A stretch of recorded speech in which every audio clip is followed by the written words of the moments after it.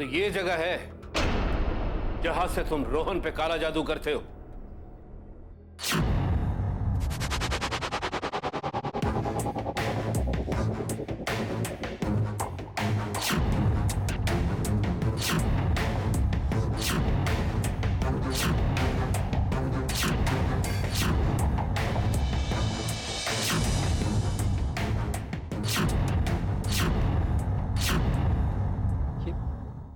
ये आप क्या कह रहे हैं सर? मैं कुछ समझा नहीं। और इतनी रात को आप लोग यहाँ? अभी सब समझ जाओगे। और अब सवाल मैं करूंगा, तुम सिर्फ जवाब दोगे। चलिए ये बताओ कि तुम यहाँ पुराने स्टोर रूम में क्या कर रहे हो? क्या है ये सब? मेरे ही घर में तुम मेरे बेटे पे काला जादू करके उसकी जिंदगी के साथ खेलते रहे। क्या समझते थे तुम? क्या समझते थे? हमें पता नहीं चलेगा और तुम मुझसे मेरे बेटे को छीन लोगे, ऐसा सोचने की हिम्मत कैसे की तुमने?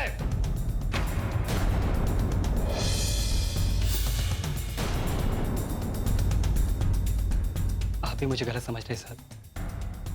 मैंने सच में ऐसा कुछ नहीं किया। पता नहीं क्यों बिट्टू जी मुझ पर हमेशा शक करती रहती है।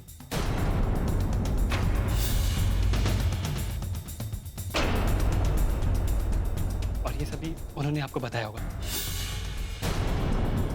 आप खुद ही सोचिए सर, मैं क्यों किसी के ऊपर काला जादू करूंगा? और ये सब मुझे खुद को समझ में नहीं आ रहा है। इतना सब कुछ करने के बाद भी अपने भोलेपन का नाटक कर रहे हो तुम। लेकिन आज तुम्हारी कोई कुछ नहीं सुनेगा, क्योंकि तुम्हारा सच सबूत बनकर सामने पड़ा हुआ है। ये सब जिस जगह पर घर का कोई भी सदस्य नहीं जाता है, वहां इतनी रात को तुम क्या कर रहे हो? मैं तो अपने कमरे में ही था और फिर चाची मेरे कमरे में आई और मुझसे कहा कि पुराने स्टोर रूम में मेरी मदद चाहिए।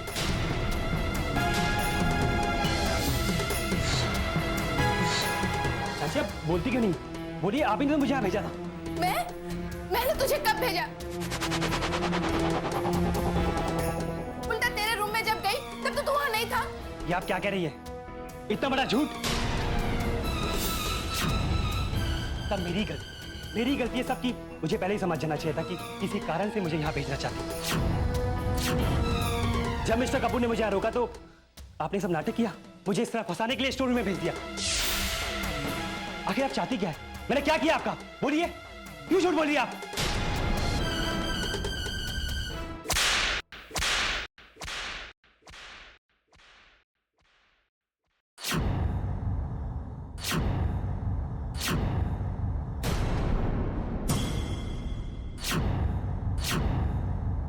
झूठ ये नहीं, झूठ तू बोल रहा है। अब कोई नहीं मिला तो चाची पर इल्जाम लगा रहा है। क्या कहना चाहता तू? हाँ, ये चाची मेरी जान लेना चाहती है। तू जानता है किसके बारे में बोल रहा है? ये वो है जिन्होंने हमें अपने बच्चे की तरह पाला है। ये चाची बोलते हैं, लेकिन ये हमारी माँ है। और तू इतना घटिया इल्जाम लगा रहा है उन पर। रहने दीजिए रोहन जी, इनको कुछ कहकर कोई फायदा नहीं होगा, क्योंकि जो इंसान किसी की जिंदगी लेने की सोच सकता है, वो किसी के जज्बातों की क्या कदर करेगा। ये कुछ भी कहे, लेकिन हम जानते हैं कि चाची जी ऐसा कुछ भी नहीं कर सकती। इन्होंने इस घर के लिए कितने दुखों के आंसू पिए हैं, ये हम जानते हैं, हमने देखा है। तुम्हें कुछ बोलने की जरूरत नहीं है। तुम इस लायक भी नहीं हो कि तुम इनका नाम अपने जुबान पर लाओ। अरे आज तुमने इतनी बड़ी बात कह दी, तुमने एक बार भी नहीं सोचा? मैं तुझे जिंदा नहीं छोड़ूंगा। तुझ जैसे इंसान को जीने का कोई हक नहीं है, समझा तू? देखिए रोहन जी, हाथ मेरा भी उठ सकता है। आप इस तरह मुझ पर इल्जाम नहीं लगा सकते। अच्छा, तो तू मुझ पर हाथ उठाएगा? हाँ? एक तो चोरी, ऊपर से सीना चोरी। ठीक है, उठा मुझ पर हाथ। रोहन जी, आप ठीक नहीं कर रहे हैं। बिल्कुल सही कह, मैं बिल्कुल ठीक नहीं कर रहा। अरे तेरे जैसे इंसान को तो धक्के मारकर घसीट कर घर से बाहर निकालना चाहिए। हम में से यहाँ कोई भी ठीक नहीं कर रहा है, क्योंकि तुझसे अब तक इतना इज्जत से पेश आ रहे हैं। चल, मैं तुझे बताता हूँ कि तेरे जैसे इंसान के साथ कैसे पेश आना चाहिए। चल।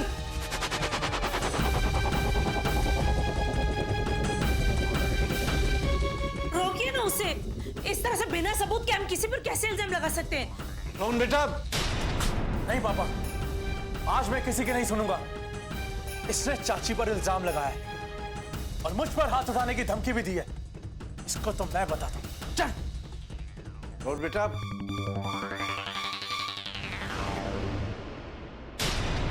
बस, जितना तूने बोलना था तू बोल चुका है। अब मैं तेरी एक भी नहीं सुनूंगा। अरे तुझे तो मैं जान से मार दूंगा। बस करो रोहन, बहुत हो गया। इस गवार ने ऐसा क्या जादू किया है तुम पर? इसने जो बोल दिया वो पत्थर की लकीर बन गई। अरे जिस पर इल्जाम लगाए उससे भी कोई कुछ पूछेगा कि नहीं? या फिर ये गवार डिसाइड करेगी इस घर में सबका भविष्य? बस करो मां, बहुत हो चुका। हमेशा आपको बिट्टो में कोई ना कोई कमी नजर आई है, इसलिए बेहतर होगा कि आज आप चुप ही रहें, क्योंकि मेरा दिमाग ठिकाने पर नहीं है। रोहन जी प्लीज, आप मुझे गलत समझ रहे हैं। मैं आप सबको कैसे समझाऊं कि मैंने कुछ नहीं किया? ये सब तो बिट्टो और चाची का प्लान था।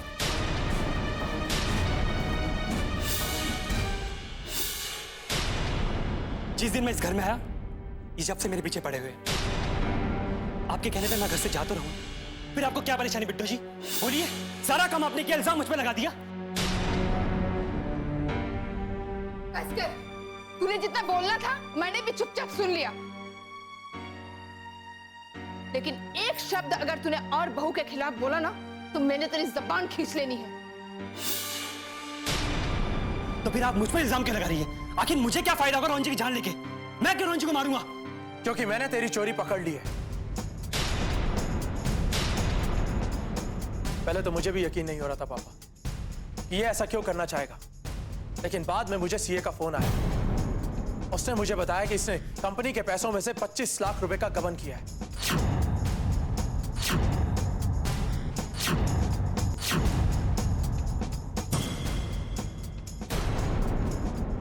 इसलिए बार बार हिसाब मांगने पर भी मुझे हिसाब नहीं दे रहा था, और आज जब इसे पता कि ये पकड़ा जाएगा तो चुपचाप यहां से निकल जाना चाहता है।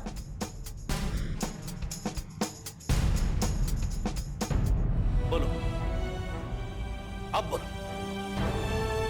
बोलो कि रोहन भी झूठ बोल रहा है। मुझे इस बात का जवाब चाहिए अभी, इसी वक्त। देखो मेरी तरफ, मेरी आंखों में आंखें डाल के मुझे जवाब दो। इस चोरी में भी विमी का हाथ है, इस चोरी में भी बिट्टू का हाथ है। बोलो।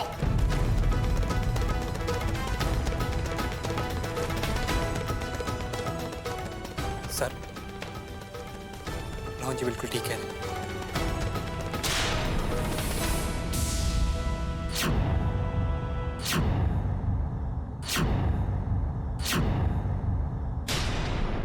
इतना बड़ा धोखा, कितना विश्वास किया था मैंने तुम पर। थोड़े से रुपयों के लिए तुमने मेरा विश्वास तोड़ डाला। ऐसी क्या मजबूरी थी तुम्हारी कि तुम इतना नीचे गिर गए? सर मुझे माफ कर दीजिए। मेरी माँ बहुत बीमार है। माँ के इलाज के लिए जल्द से जल्द पैसों की जरूरत थी, इसलिए मैंने सोचा कि कंपनी के अकाउंट से कुछ पैसे निकालकर माँ का इलाज करा दूंगा।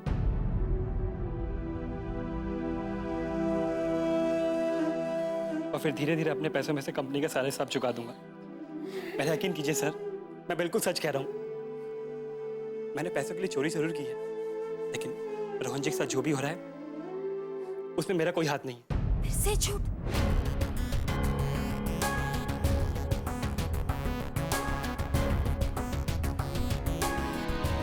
फिर से एक और झूठ। हाँ? अरे कम से कम अपनी माँ का नाम तो खराब मत करो। कहीं ऐसा ना हो जैसे आज तुम्हारी नजरें हम सबके सामने झुकी है, कल तुम उनसे नजरें मिला भी ना पाओ। हमारे पास सारे सबूत तुम्हारे खिलाफ है, फिर भी तुम झूठ बोलने की हिम्मत कर रहे हो। हमने खुद सुना था उस दिन अपने कानों से कि तुम फोन पर किसी को खत्म करने की बात कर रहे थे। उसका क्या? बात करती जा रही। अगर तुमसे नहीं होता तो मुझे ही खत्म करना पड़ेगा।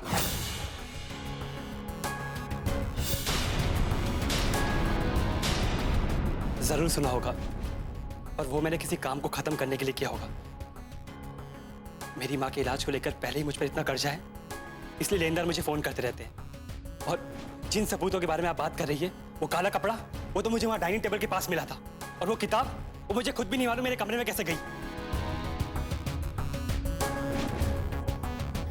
ठीक है, चलो, एक पल के लिए हमने तुम्हारे इस झूठ को सच मान लिया, लेकिन आज तुम रोहन जी के कमरे में क्यों आए थे?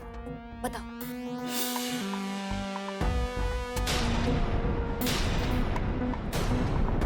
मैं कमरे में नहीं गया था, मैं तो वहां अपने कमरे में था। नहीं, झूठ बोल रहे हो। तुमने चाकू से हम पर वार करने की कोशिश की थी। मैं आपको क्यों मारूंगा? क्योंकि हमारे होते हुए तुम रोहन जी को कोई नुकसान नहीं पहुंचा सकते, इसीलिए इसी हाथापाई में खुद वो चाकू तुम्हारे हाथ पर लग गया। जब मैंने आपसे कोई हाथापाई नहीं की तो मेरे घाव कैसे लगेगा? तो ठीक है, हाथ दिखाओ। दिखाओ हाथ। मैं अगर तुमने कुछ किया ही नहीं है तो डर क्यों रहे हो? किस बात का डर है? हाँ, दिखाओ हाथ। हाथ दिखाओ अजय।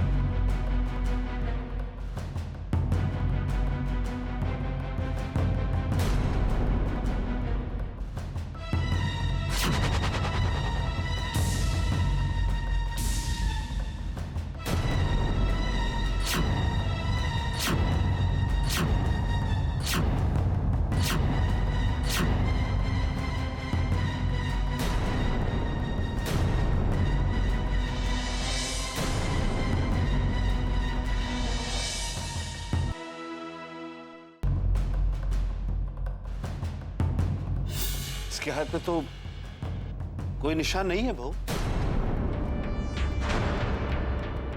मैंने तो आपसे पहले ही कहा था सर, ये बिल्कुल झूठ बोल रही है।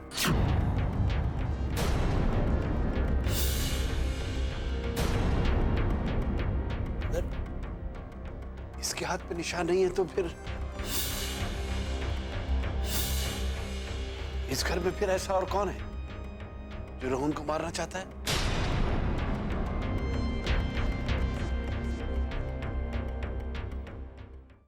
एक मिनट।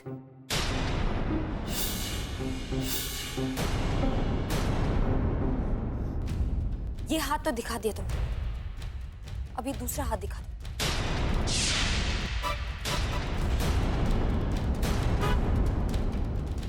ये आप क्या मजाक कर रही है? मैं आपसे पहले भी कह चुका हूं कि वो आदमी मैं नहीं हूं। सर, ये सब झूठ बोल रही है। बहू वो पापा जी, हमारी बात सुन लीजिए, हमें तसल्ली हो जाएगी बस। तुम्हारी तसल्ली के लिए किसी को फांसी पर नहीं चढ़ा सकते हम लोग।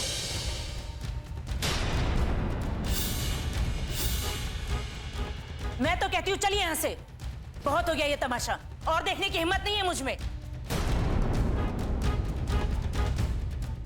इसका क्या है, कोई मरे या जिए, इसका तो बस मतलब पूरा होना चाहिए। एक आखिरी बार के लिए, आखिरी बार पापा जी, बस हमारी बात सुन लीजिए। रोहन जी आप कहिए ना, बस आखिरी बार। हमने खुद देखा था। जो कुछ तुमने किया अजय, उसकी सजा तो तुम्हें मिलेगी। अरे कम से कम अपना दूसरा हाथ दिखाकर अपने पर दूसरा दाग लगने से तो बचा लो। रोहन, तुम ये सब क्यों कर रहे हो? रोहन ठीक कह रहा है। जब तुमने कुछ किया ही नहीं तो घबरा क्यों रहे?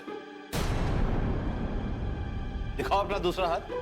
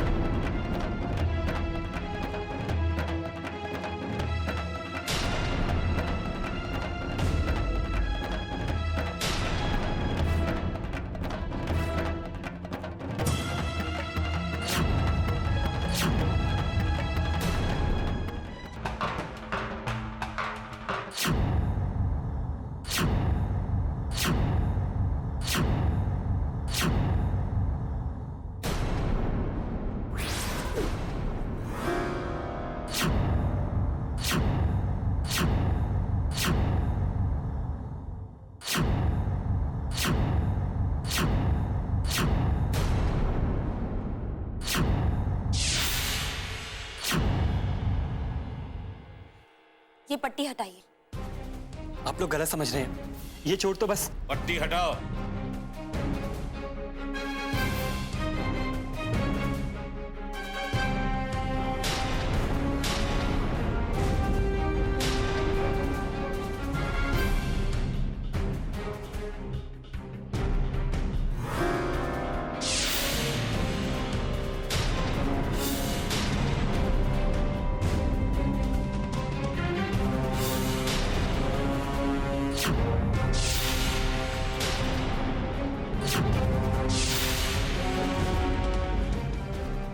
अब भी अपनी सफाई में कोई नई कहानी सुनाना चाहता तू? बोल। रोहन जी मैंने कुछ नहीं किया। बस।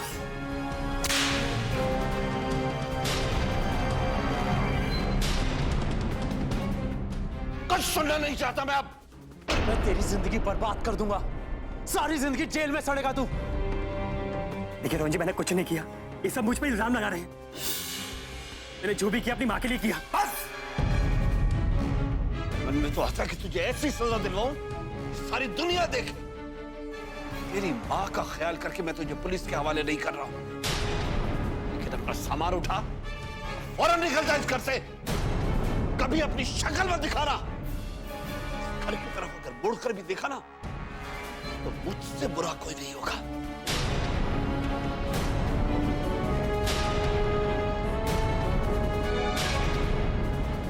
Get out!